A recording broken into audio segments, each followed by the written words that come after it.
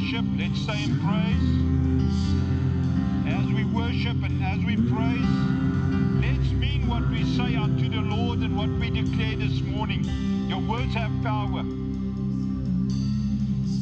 It will address your situation. Just speak from the Lord, from your heart this morning. Just enjoy the time of worship and presenting yourself to the Lord this morning.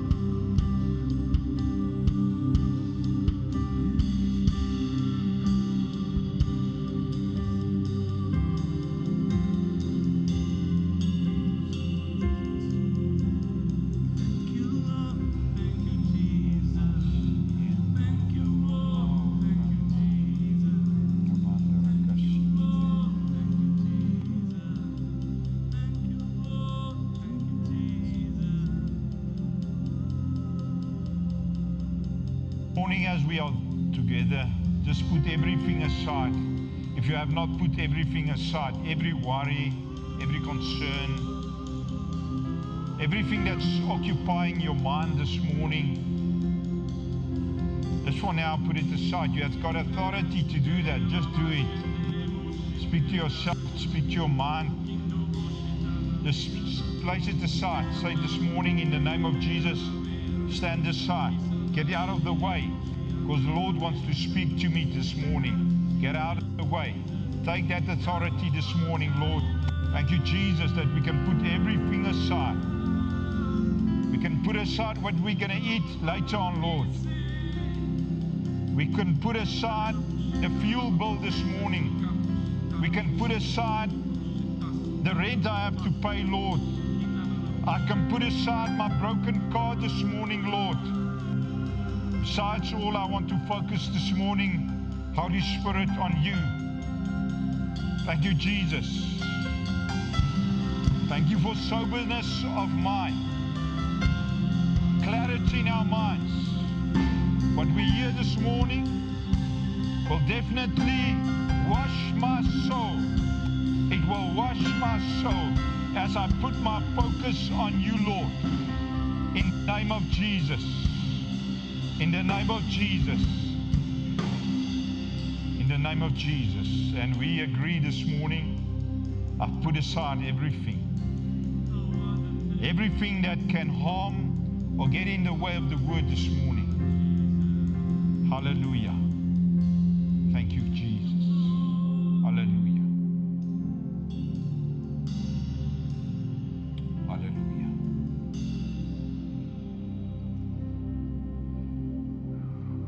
Hallelujah.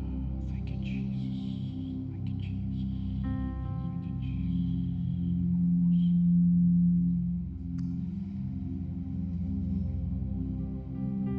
You can sit. Thank you very much. Good morning. Good morning. Good morning.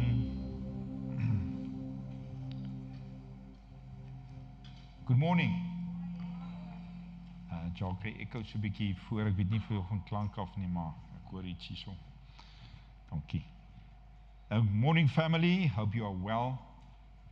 And I want you to, from the beginning to the end, to keep these words in mind. Nothing is impossible for the Holy Spirit. Amen. Nothing is impossible for the Holy Spirit. As the Lord speaks to your heart this morning, we all face challenges in life. And it's necessary for us to know that nothing is impossible when the Holy Spirit is your companion, when you believe in the Holy Spirit. This morning, I brought my axe with. You see this nice axe. Never cut any wood, any braai wood, you know.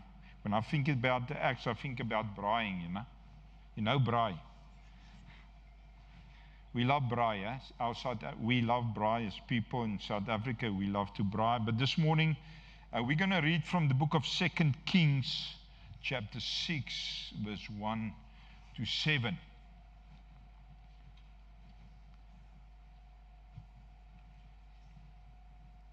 Just one thing out of that piece of scripture I want you to keep in mind when we read it and take note of it.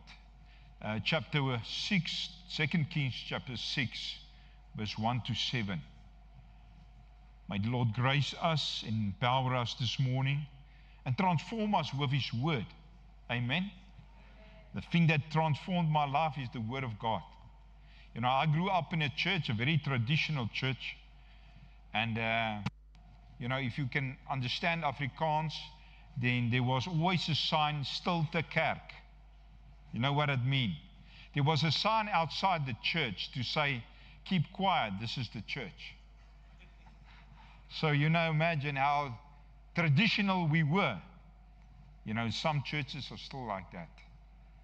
But I grew up in such a church, so, you know, God transformed my life through the Word and through the Holy Spirit.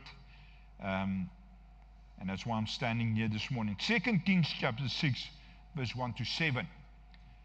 And the sons of the prophets said to Elisha, see now, the place where we dwell with you is too small for us. That is now Elijah's servant speaking to him. Please let us go to the Jordan, and let every man take a beam from there, and let us make there a place where we may dwell. So he answered, go. Remember the word go. Remember the word go. He said to them, you are asking me, you are requesting from me as your master, because that's the way they saw the prophet. They were servants of the prophet. They asked him, and he said to them, go. Listen to what happens now. Then one said, please consent to go with your servants. And he answered, I will go. Consent. Kan jy net een teruggaan weer? Please consent to go with your servants. And he answered, I will go. So it's what you see here is like, we're asking you to go, but now we're asking you to go with us. We are requesting something, and we want your permission. And then when you say go, it's not enough. You have to go with us. Remember, he was the prophet, spokesman of God. They were the servants. So their wish was, their desire is that the prophet will go with them. We can continue. So he went with them, and when they came to the Jordan, they cut down trees, of course, to build that special place, a bigger place for them, because the dwelling they had were too small. But as one was cutting down a tree, one of the servants, the iron axe head fell into the water as he was cutting the tree. Gentlemen, you know how to cut the tree. We cut many trees with this type of axes. So as he was cutting this front part, the head of the axe came off. And what? Not where it went into the water. It seems like the water was quite deep. And he cried out and said, Alas, master, for it was borrowed. Now he was in distress because it was not his own axe. Some people will cry about not having their own car, but in that days they cried about not having their own axe.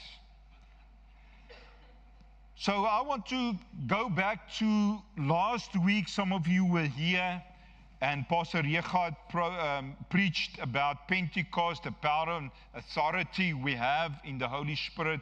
I think some of you can remember those who were here. And when I was preparing in the week, it came to my mind that, he preached and then he made an altar call. Some of you can remember, nah? And then one lady stood up. I think she was sitting here. And nobody else stood up. And he started praying for her. And she felt under the power of the Holy Spirit. You can remember.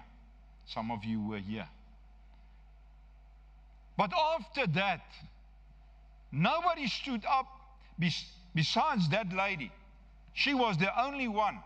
And when the Spirit of the Lord touched her life, other people start getting up.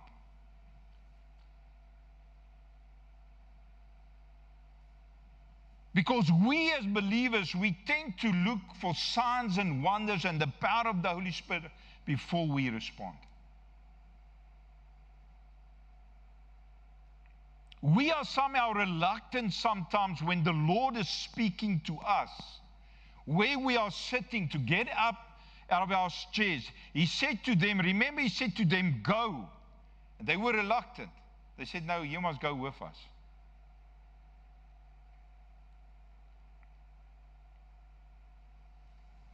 Only when this specific lady felt under the power of the Holy Spirit, other people got up. Mark 16, verse 15 to 20. Let's read that. Mark 16, verse 15 to 20.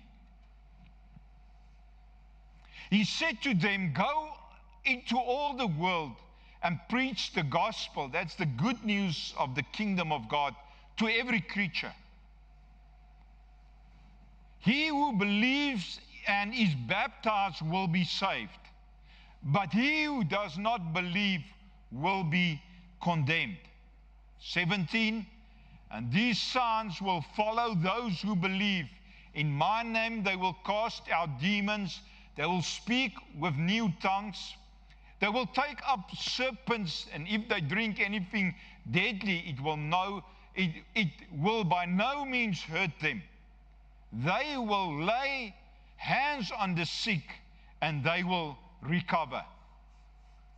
Verse 19, so then, after the Lord had spoken to them, he was received up into heaven and sat down at the right hand of God.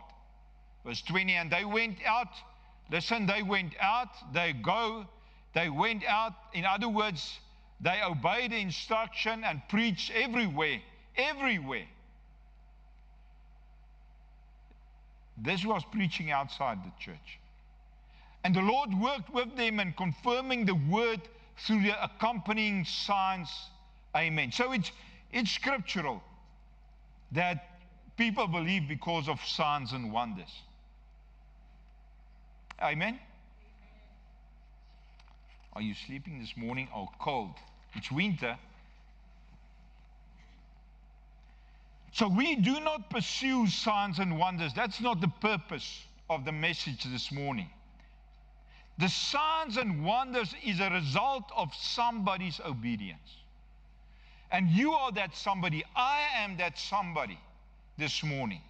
Those who listen this morning on Facebook or TikTok or YouTube, wherever this morning, you and I, we are supposed to be obedient and stand in a relationship with God. The signs and the wonders, people, it's only because of the result of the intimacy of the servant, the prophet in this case, because he's even a servant. And we believe many people, and the scripture even confirms that people will respond because they see a sign or a wonder. That's why I used the example of last week where this lady fell under the power of the Holy Spirit, and then people got up. They were reluctant to get up. But immediately, when they saw something happening, when we saw something happening, when we see something happening, we respond. Because then we want to be part of that.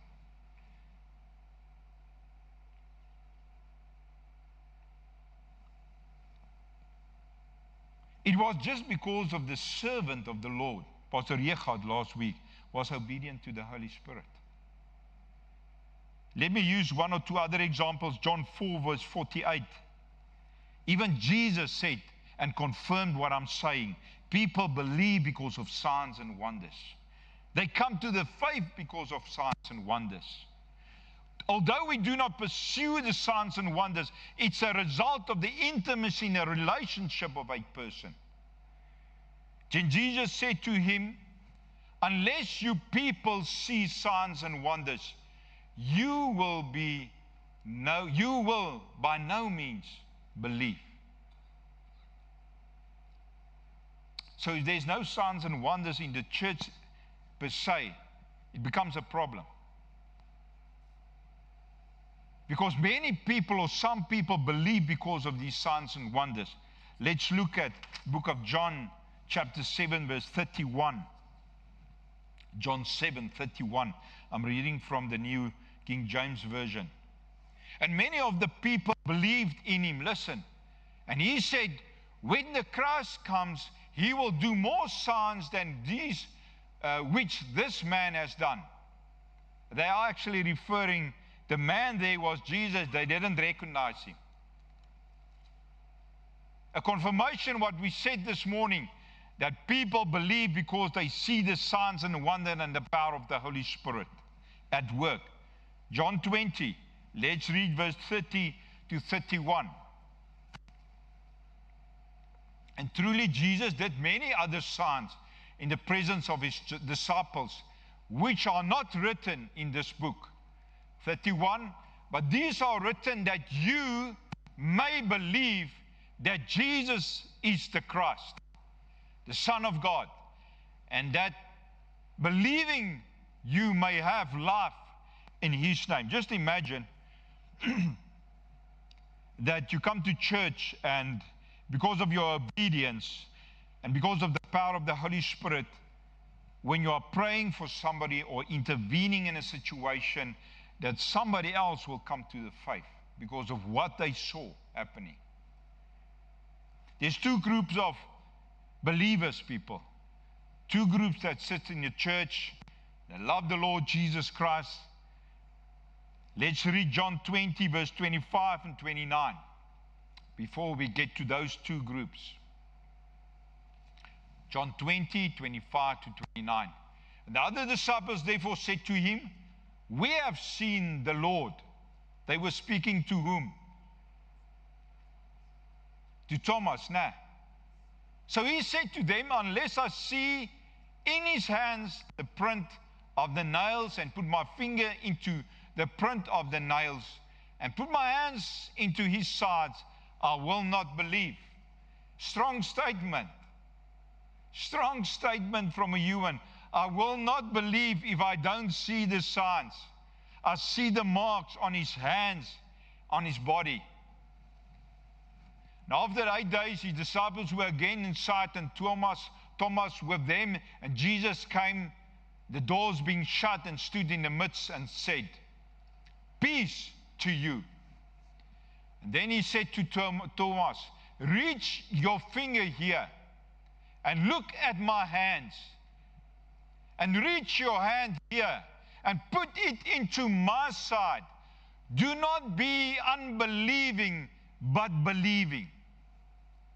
So Jesus came to his aid, and Thomas answered and said to him, my Lord and my God.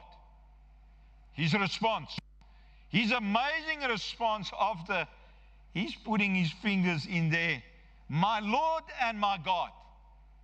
Jesus said to him, Thomas, because you have seen me, you have believed. Now listen to this. Blessed are those who have not seen and yet have believed. There's two groups of believers. The one that they want to see the signs and wonders. They were like a Thomas. The other group that simply believes because it's said and done by Jesus Christ. They don't need to see a sign and the wonder. So I do respect if you are here this morning and you are maybe one of those that says, I first want to see before I believe. Sometimes we make that confession. I will believe the moment I see it happen, or I see it. But the Lord said, blessed are those who believe without seeing. Now, I've read the book of 2 Kings this morning, speaking about the axe and how the servant lost the axe head in the water. But you will agree with me, it's a miracle. And then we see that axe head came out of the water by a supernatural intervention of God. Now, I want to say this morning, when you think about that, people, it doesn't make sense. Your brain will deny that. They'll even say, I can't believe that. Uncle, when you hear something like that, it's amazing. It's a miracle. Because I want to say, you can agree with me this morning, but what happened there, it's the only thing for now that I want to highlight is there a miracle took place in the presence of the servants and the prophet. Amen? Even my salvation is a miracle. Your salvation, lady, is a miracle. The fact that we are born again, it's a miracle. If you don't understand the word born again, it might mean that you're sitting here and God is going to save you because of what? The signs and wonders that will follow.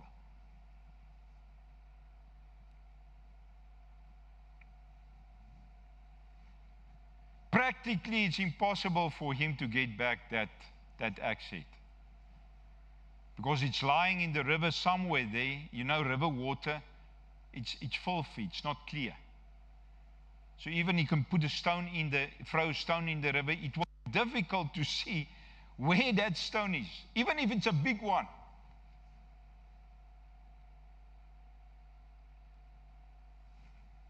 But the wonderful thing is that miracle had an impact on the servant's life and everyone that is present.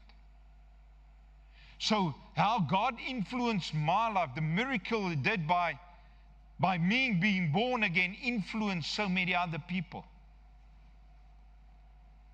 What's the purpose of a miracle? In this case, is to influence us supernaturally. Because what happened there cannot be done by any person. It's God's supernatural intervention. Number two, to influence the life of other people. So your salvation, which is a miracle, have the power to influence the lost, or anyone for that matter.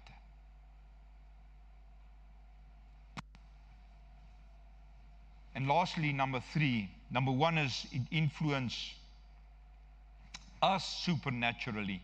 It influences other people supernaturally. And it's also a reflection of the intimacy, number 3, of the prophet with God. It's a reflection. That's why we do not chase signs and wonders. We chase God. Because in that intimacy with God, the result of it, you cannot come into the presence of God and not be effective in the supernatural. No matter who you are. You don't need to stand in front here. Because God wants to use you wherever you are. In your workplace, at home, in your community, wherever you are moving. But it also emphasizes the fact that Elijah had a calling on his life. And he was mentoring these men and women, whoever was with him, these servants. He had a calling on his life, and there was a specific time in his life that he decided, nobody else can decide that for you, that I'm going to embrace what God called me to do and to be. Not only to do, but to be Christ. Amen? So you have to make the decision, not your father, not your mother can make that decision for you. They can even force you to come to church, but you yourself, the husband, if you are the wife, whoever you are, the niece, or whoever you are this morning, it is your choice. I cannot decide for Alicia, but Alicia, you need to embrace you. I can motivate her to embrace her calling. But that is what I can do. I can pray for her. But she needs to make that decision about her calling herself. I'm just using you as an example this morning. So each of us, there is a specific time in your life that you need to embrace the calling God has given you. It might not be a pulpit ministry. It doesn't matter. Because God can use anyone wherever you are. Whatever you do, even if you are a servant or a king, God can use you.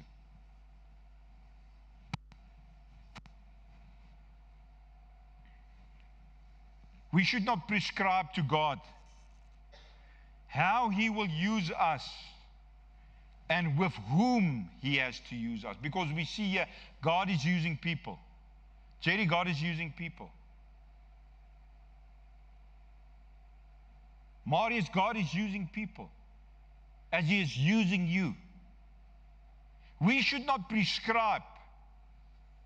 We should not give orders to God because, I said this morning in the first service, sometimes we don't come to church because we see the face that's going to minister this morning. That guy, I don't want to come.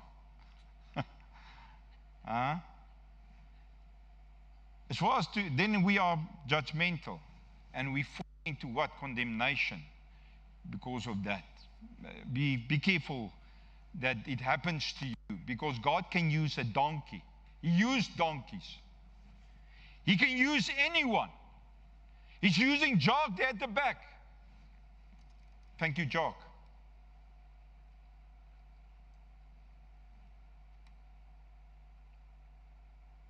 We should come to church and we should partake in communion with the church and fellow brothers and sisters, because we love the Lord. We come here because we love the Lord. We come here to worship Him together. I'm not here because of you, and you should not be here because of me, but because of Him.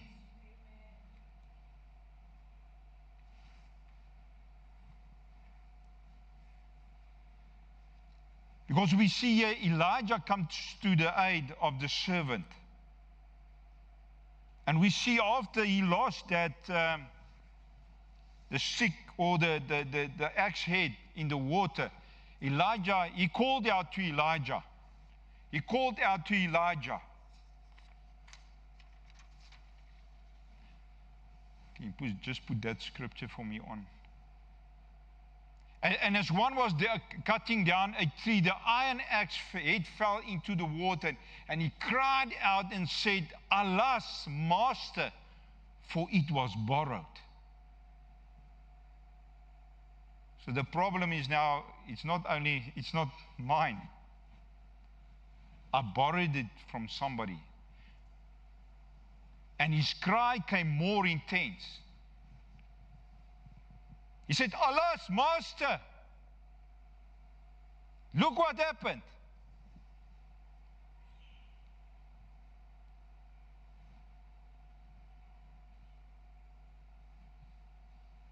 And we see that after Elijah cut the stick or the piece of wood, he threw it into the river on the water, the axe came out.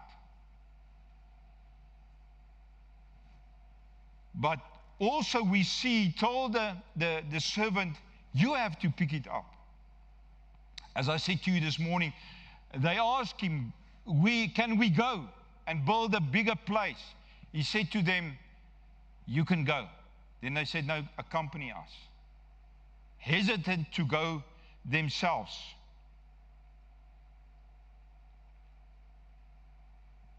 But even though the miracle was taking place, the servant didn't have to do the miracle. He only had to take action by picking up the stick with the axe head on it. Retrieved.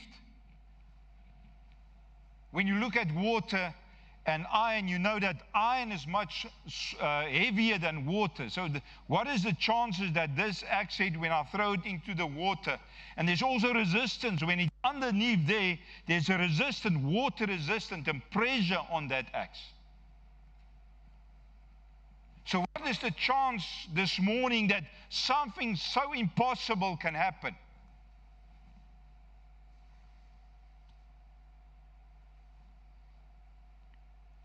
But he had to. He didn't have to do the miracle, but he had to take action and pick up the stick. And sometimes we have to take action.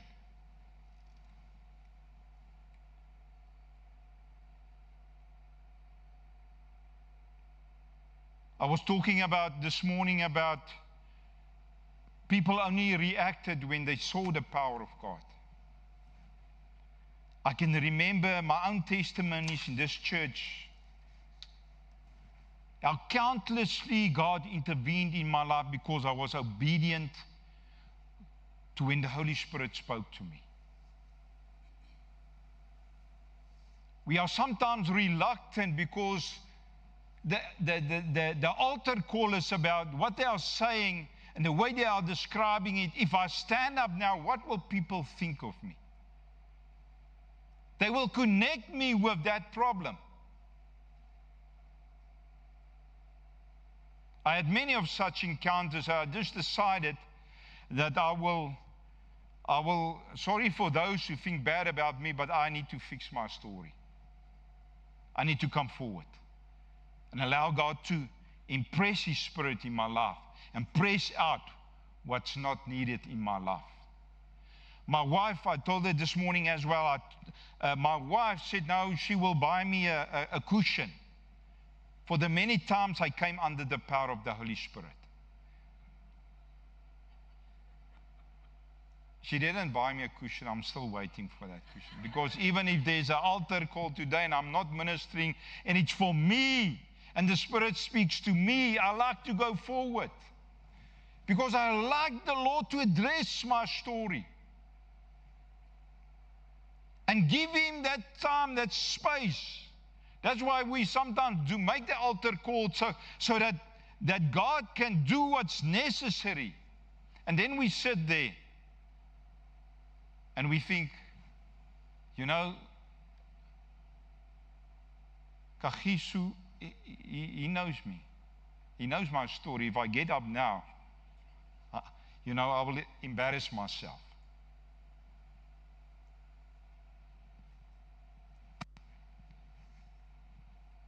He had to get up and go. We have to sometimes, when there's an altar call and the Lord speaking to your heart, you need to get up, so that He can change whatever needs to change. Let's look at 2 Kings chapter 6, verse 5 and 6. The moment the servant, things went wrong in his life, when the axe head fell into the water, what did he do? Family? What did he do? The moment the axe head came off the wooden steel, this one is not wood, but yeah, something like that. The moment he tried to hit the tree, the axe head came off. What did he do? What? He cried out. He cried out to the Lord. The moment life falls apart, the moment things go wrong, it's a privilege for us to cry out, Lord.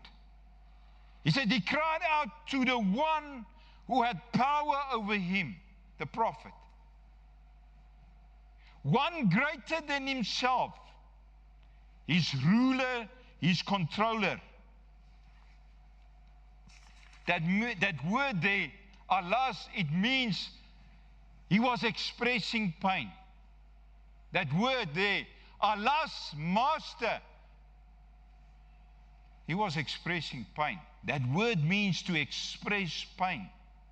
Remember when he saw it went into the water, it came to his mind, but that axe is not mine. I've borrowed it. Even worse, how will I recover it? I can just think whatever went into his mind. The mind has a way of running with something when there's a crisis in your life. You can't even catch it. It's faster than, who's that guy that's so fast on the 100 meter? Bolt. Pastor, are you also a 100 meter runner? Yes. I was not asking you, but okay, if you are, it's fine. So sometimes when there's a crisis in your life, when things fall apart, your mind runs in the direction. But he called out, he said, the meaning of that word master means ruler, controller. It means Adoni, which means my Lord. The word borrow there means to inquire, to request, and demand. The word borrow placed a greater demand on the word cry out. The moment he realized that, I borrowed this thing, he cried out, but he cried out. He was in distress about his situation.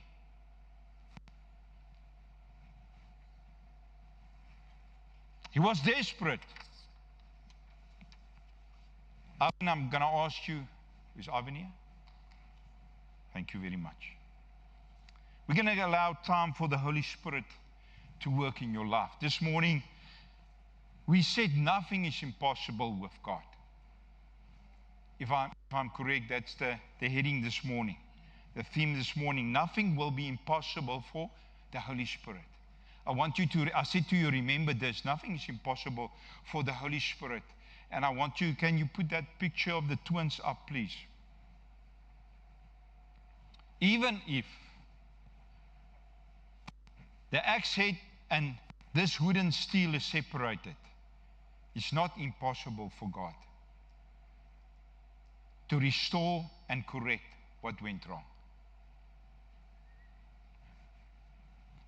These two twins, let me tell you the the miraculous work of the Holy Spirit in their life. This couple, they are in my small group. I have online small group mentoring people to discipleship. One or two of those groups, just small groups.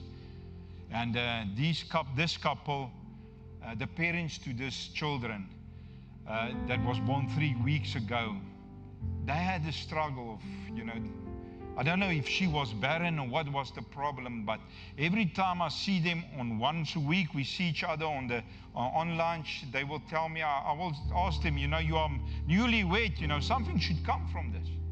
Huh? Newlyweds who have children, they know what we are talking about. Something should come. When is the children? When can we expect anything? And every time, it looks like, it's not working. And the Holy Spirit said to them, one meeting we had, He said to me, say to them, tell them that nothing is impossible for the Holy Spirit. And as we go on, I was also asking them again weeks and weeks after that. And I said to them, I remind you, the Holy Spirit, nothing is impossible for the Holy Spirit. And if you don't mind, we can put up those pictures there. They are up. These are twin girls that was born 3 weeks ago because of the power of the Holy Spirit. The intervention of the Holy Spirit. A barren situation, God came through. So I want to say this morning, if you want to say amen and glory, hallelujah, you're welcome. We are not in that church I grew up. So if you want to clap and say, praise the Lord, it's a good time. Because Dad is able to do what was done there in your life as well. Amen. Because He brought two things together.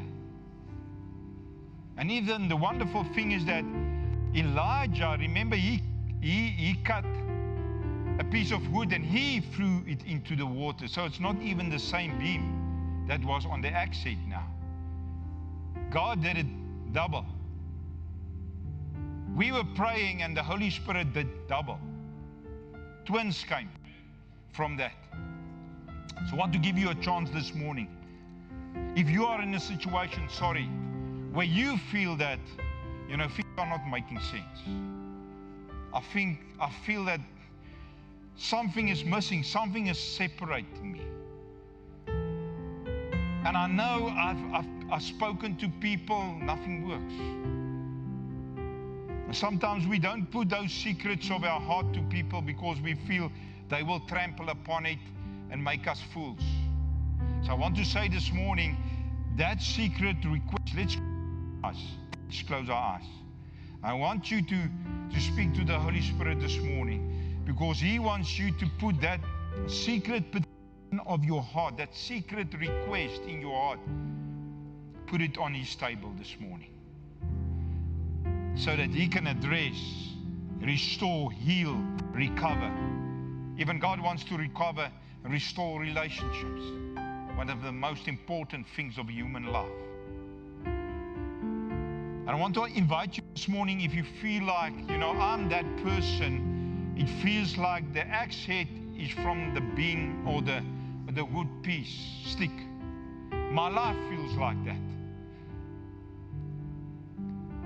You are welcome to put up your hand, or you're welcome to join us here in front so that the Holy Spirit can address your situation. Remember, even if you think this morning it's impossible, remember the message was, nothing is impossible with the Holy Spirit.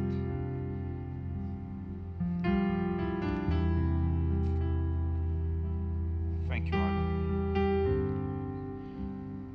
I ask people just to pray with me. And remember now, there's two groups of people here. Those who come to be prayed for, and there's also those who God is saying, but you have to pray because I did a miracle in your life. Come now.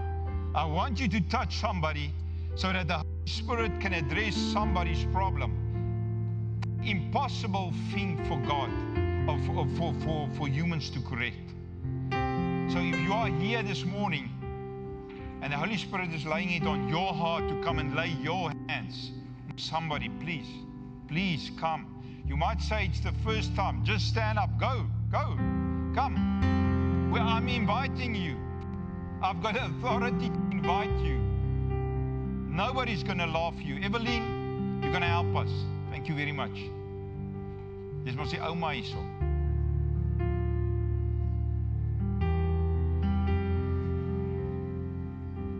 You can just start anywhere. Start anywhere. You can just start praying for them.